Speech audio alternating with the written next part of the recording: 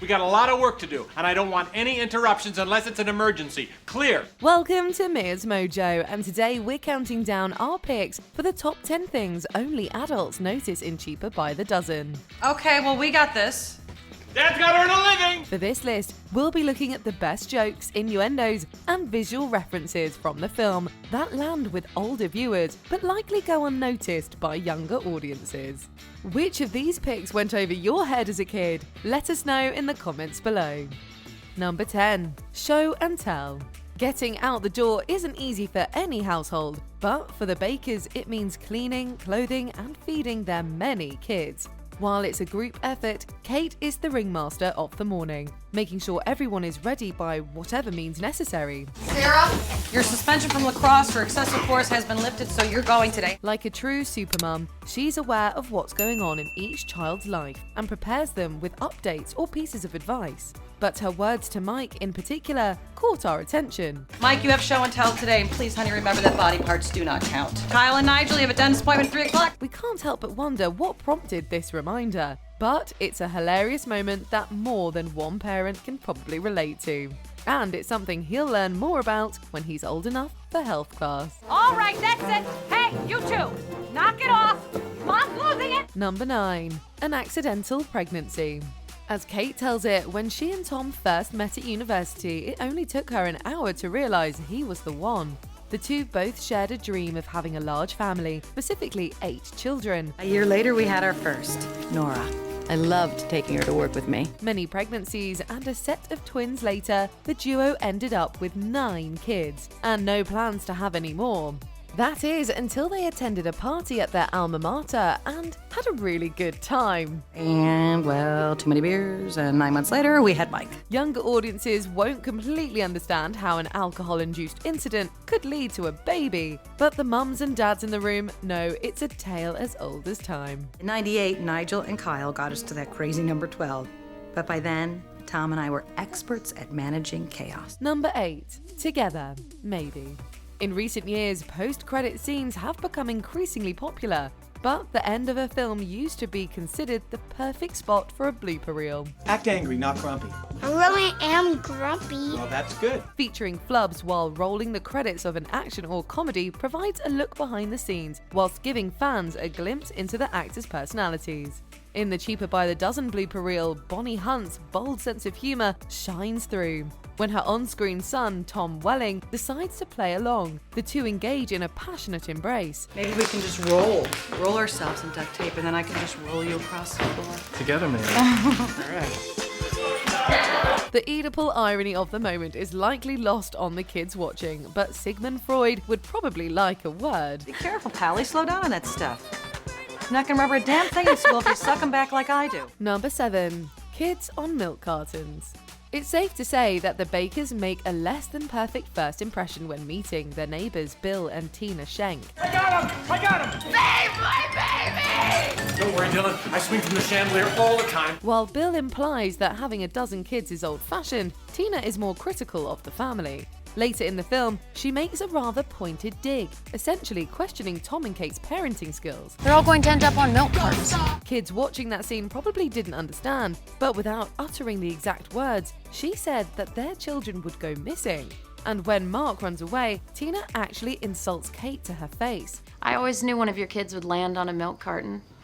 12 is just too big a number. These days, the milk carton technique is no longer used, but while it's a dated reference for older generations, it's still an incredibly harsh comment. Number 6. Preserving the heat.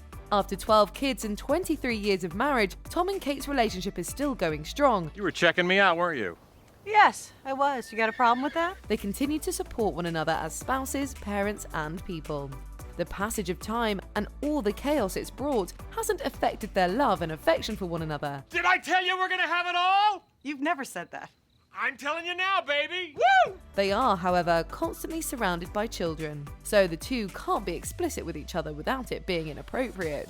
Instead, they flirt covertly. As Kate watches Tom walk away, he turns his back and comments on how they've retained their sizzling chemistry before doing a hilarious little dance. 12 kids later and we still got the heat! It's easy for the older members of the audience to guess what he's referring to. Based on Kate's reaction, it's not difficult for her to understand either. Number 5. Uncontrollable passion. When Tom and Kate meet the neighbouring Shanks, it seems like the two families couldn't be more opposite. The rambunctious Baker crowd is poorly mannered compared to Tina, Bill, and their only child, Dylan. How come we didn't have more kids? Because we wanted one perfect child, and that's what we got. The Shanks don't eat fast food, don't engage in rough play, and don't do things without permission. Like many people, they're also taken aback when they discover there are 12 Baker children. Tom tries to break the ice by joking about his and Kate's spicy, intimate life, but it doesn't really land. Couldn't keep her off me. Luckily, the comment is vague enough to only be understood by those over a certain age. Beyond that, it's also another example of the Bakers having less class than their sophisticated neighbours. Want to play catch with the football I got you? My nanny'd have to check with my dad, who'd have to check with my mom, who would say it was an inappropriate use of free time. Sounds like a yes to me. Number 4. The procedure's effectiveness. After the party at their alma mater and Mike's subsequent birth, Tom and Kate were keen on avoiding another accidental pregnancy. After that, Tom got a vasectomy. But he didn't hear the doctor say that it would be a few weeks before the procedure became effective. The medical procedure, which itself is a little too mature to explain to young viewers, because Tom then fainted at the sight of a scalpel. He missed out on his doctor's very important instructions as a result. If he had heard his surgeon, he would have known to refrain from bedroom activity for at least a few weeks. Oh. Oh? That was a good O. As in, okay. Instead, Kate found herself accidentally pregnant one last time with their second set of twins, bringing their total to a dozen. We'd wager this prompted many adults to listen extra closely the next time they saw their healthcare provider. Mister, I can handle it. Everything will be okay. Go, Kate, go. Help me, would you? Number 3. Hot dog. Just because Tom and Kate make a great team doesn't mean they see eye to eye on everything or everyone. For instance, they don't necessarily agree on Tom's oldest friend. We just had family at the wedding. Oh, and Shake McGuire, Tom's best man. What a hot dog. Kate commonly refers to their associate from university as a hot dog, a nickname that gets heard and repeated by the smallest of her children. Hey, guys. Remember Shake? We played college ball together. Yeah, the hot dog.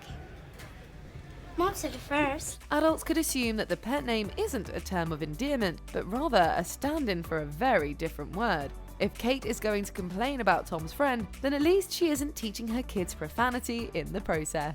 Sounds wicked boring. It is, so why don't you run along? Mom's right, he is a wiener. Number 2. Conceiving conventionally. Tom and Kate are used to dealing with inappropriate questions. You guys popping out another one anytime soon?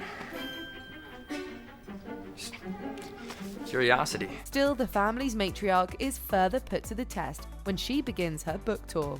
One of her stops is a fictionalized version of Live, a program which contemporary viewers know as Live with Kelly and Ryan. Those of us who watched morning talk shows back in 2003 remember when Ripper shared the screen with the original host Regis Philbin. While he seems almost stunned by Kate's appearance, Kelly is more interested in the details of her pregnancies. Tell us, did you have them conventionally?